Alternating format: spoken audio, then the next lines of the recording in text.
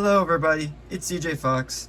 Welcome back to another model train review. If you're new to the channel, feel free to check out my other model train reviews, model locomotive reviews that I have in the playlist on my YouTube channel.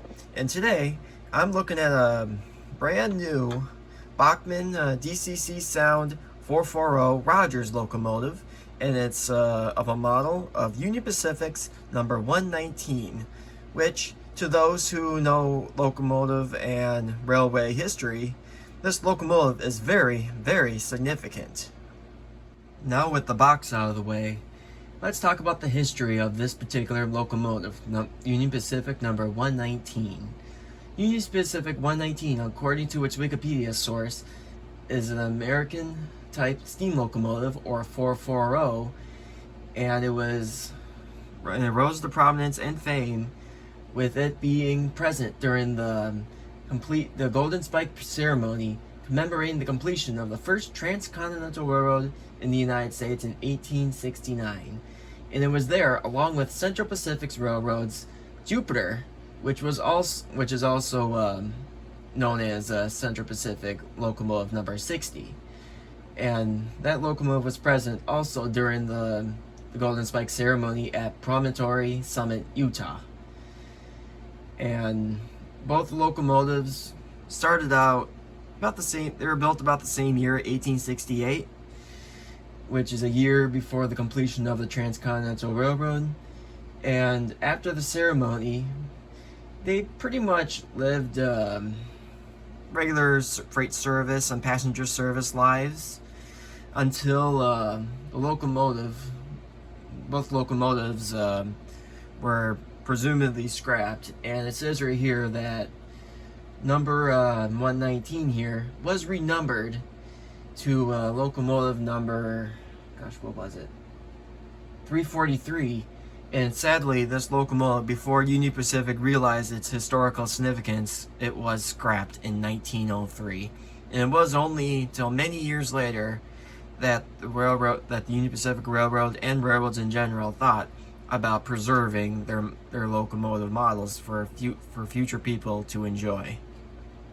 As for the locomotive type, the 440, it was pretty much the staple of the United States for building the country, essentially. This platform gave great balance, speed, and power for the time and day, and these were pretty much the workhorses of America for the whole of the 19th century.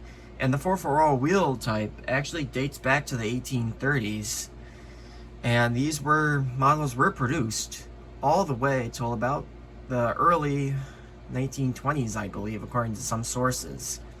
Now, for some details on this particular model, the colorations and everything is supposedly correct, and I absolutely love the colorations and the details on this particular model. And Bachmann did a pretty good bang-up job.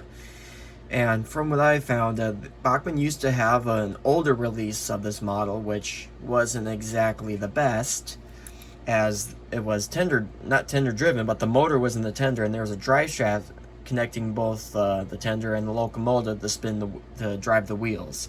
But with this new iteration by Bachmann, they completely retooled everything to have the motor inside the locomotive itself, which has a tiny little 3-pole can motor inside, with a little flywheel driving the 4 wheels here. And of course the pilot bogie is by itself.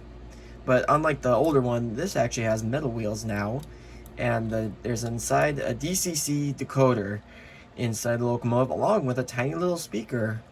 Hence it says on the box, DCC with sound. So I'm quite amazed that they were able to fit DCC and sound inside a tiny little package. Now let's go over to some closer details. As you can see, there's the cow catcher, the incorrectly inaccurate. You know how the couplers were on these locomotives. This is kind of inaccurate. It says the builder's Locomotive Works name on here, Rogers. And they showcase the headlamp, which this is a yellow LED, and it does show up quite nicely when in operation. Smokestack with a golden cap on top, the bell, two boiler domes up on top, along with the whistle up on top of one of them. I don't know what this is right here, but it's nicely picked out in gold paint. Number 119, nicely picked out with a decal there, unless that's laser printed on there. Same for the tender, nicely the lettering and the detail around the red and the gold trim, beautifully well done. Same thing for the back. It has a nicely detailed and realistic coal load, and there is also a wood load on some other variants of this model belonging to different railroads. You can see the DCC 6-pin plug there, the little brake wheel right there. Underside, it's nothing really to talk about. You never will really look at a model from the other side, are you?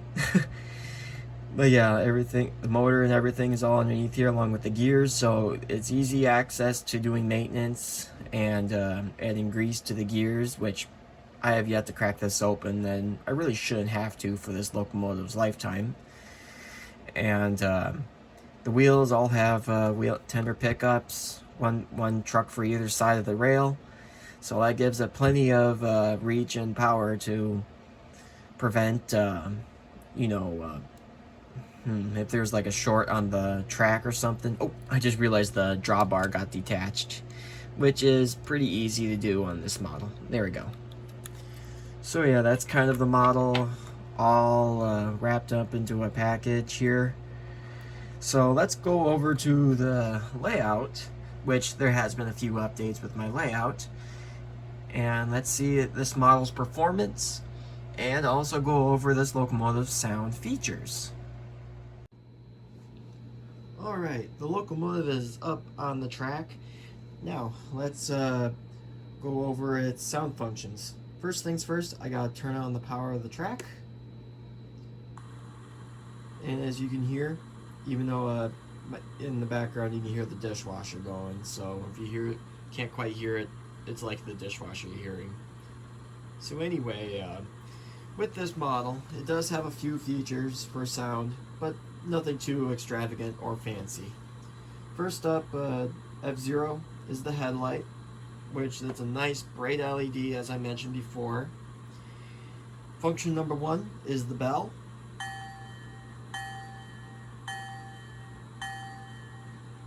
Function number 2 is the whistle.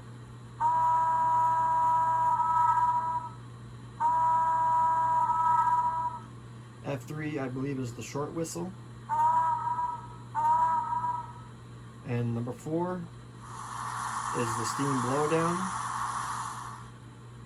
5, I believe 5 doesn't do anything. See if 6 does anything. Nope. Okay, it appears that this is only a 5-function decoder. So, with all those functions pretty much out of the way, I'll talk to you about a little bit about its performance. Let me just tell you, these models, especially retooling, they have a plastic body and, well, a metal chassis, but it's mostly all still plastic. So, meaning these models are quite light. And also, I must mention, this model is actually my smallest steam locomotive that I own in my collection out of 13 steam locomotives that I own. And the pulling power of this model is arguably the weakest. I mean, it's only meant to haul specific types of cars that Bachmann creates for this particular model. And you would like, for any train that's more than, say, 2 cars long or 3 cars long, you will definitely have to double head with another Bachmann 440. That goes to show you how these models don't exactly perform or pull that very much. But luckily this model is strong enough to pull 2 coaches that I own that are correct for this time period.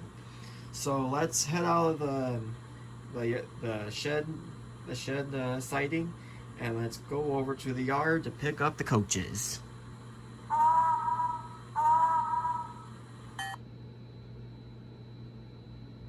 Okay, that's weird.